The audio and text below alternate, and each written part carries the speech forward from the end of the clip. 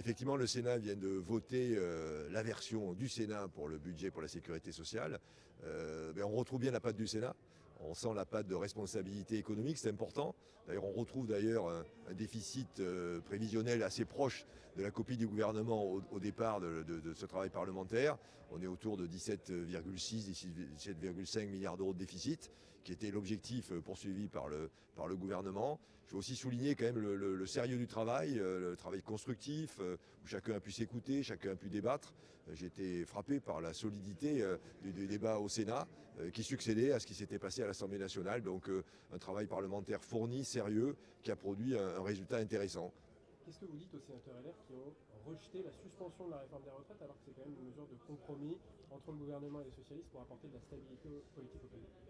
Il faut rappeler pourquoi le gouvernement a souhaité s'engager sur la suspension de la réforme des retraites. Oui, effectivement, c'est une décision de stabilité. On sait que c'était important pour obtenir un consensus suffisant pour pouvoir justement travailler, débattre. Donc cet élément de stabilité, cette stabilité politique, elle est voulue par les Français. 61% des Français souhaitent que les gouvernements soient stabilisés. On a eu trop souvent des changements de gouvernement au cours de cette année 2024 et 2025.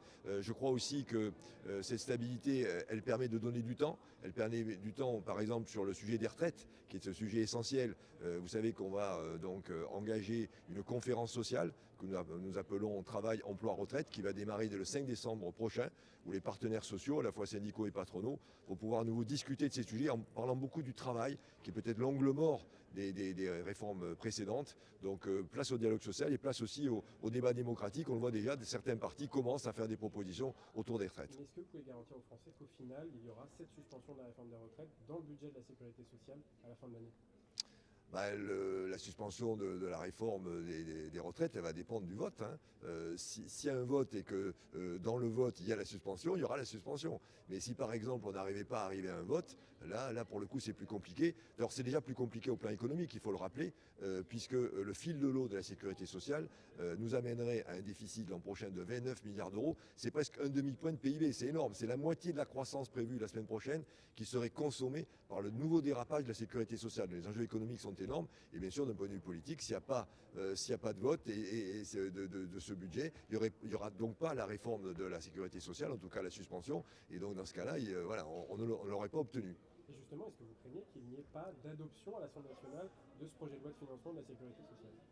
L'Assemblée nationale, dans une première expression, l'a retenu. Donc maintenant que le texte voté par le Sénat va aller à l'Assemblée nationale, on peut quand même faire le pronostic que cette discussion sera à nouveau ouverte. Et si l'Assemblée nationale vote à nouveau comme elle a voté en première lecture, on retrouvera la suspension de la réforme des retraites. Mais qu'est-ce que vous dites, notamment aux parlementaires du bloc central, qui pourraient ne pas voter pour ce budget de la sécurité sociale dans son ensemble et s'abstenir, en fait, faire capoter cette histoire? Ce que je dis, c'est qu'il faut être dans le camp de ceux qui recherchent des convergences, de ceux qui veulent donner un budget à ce pays, le camp de la stabilité. Et il y a une forme de devoir et d'intérêt général. Je pense que l'intérêt général du pays, c'est de donner de la stabilité à ce pays. Ça passe par deux budgets, un budget pour l'État et un budget pour la sécurité sociale. On voit très bien tous les effets négatifs qu'il y aurait en cas de l'absence de ces deux budgets. Voilà, donc je pense qu'on sait bien que le résultat final ne conviendra peut-être pas à chacun, mais je pense que ceux qui veulent de la stabilité pour notre pays devront converger vers un texte commun. Il faudra faire des pas les uns vers les autres, c'est pas facile, mais je pense que c'est ça qu'il faut que les parlementaires qui souhaitent donner la stabilité à ce pays se disent qu'à un moment donné, il faudra choisir. Est-ce qu'on choisit le camp de la stabilité ou au contraire le camp du désordre? Voilà, je pense que c'est une réflexion personnelle que chaque parlementaire devra avoir. François Hollande dit qu'en cas de blocage sur ce budget, il ne faut pas se priver du 49.3. Est-ce qu'il a raison? Ça, je laisse au président Hollande le soin de réfléchir à comment évoluer. Pour le moment, le gouvernement est vraiment sur la conviction qu'un chemin est possible. Le chemin du dialogue, le chemin du consensus, le chemin des petits pas, il est possible, donc nous le jouons en fond. Et d'ailleurs, moi le premier, j'essaie en discutant, par la discussion, de trouver ces chemins de convergence, en discutant avec tous les groupes politiques qui veulent se reconnaître dans ce schéma de convergence et ce schéma de stabilité. Et une loi spéciale serait des conséquences pour la sécurité sociale? Mais la loi spéciale, il faut être clair, c'est une forme d'échec d'abord. Ça veut dire qu'on n'aura pas réussi à donner un budget. La loi spéciale, par exemple, vous n'avez pas les 6,7 milliards d'euros supplémentaires pour nos armées. C'est ça que ça veut dire. Ça veut dire aussi que vous n'avez pas les budgets pour financer l'organisation des élections municipales.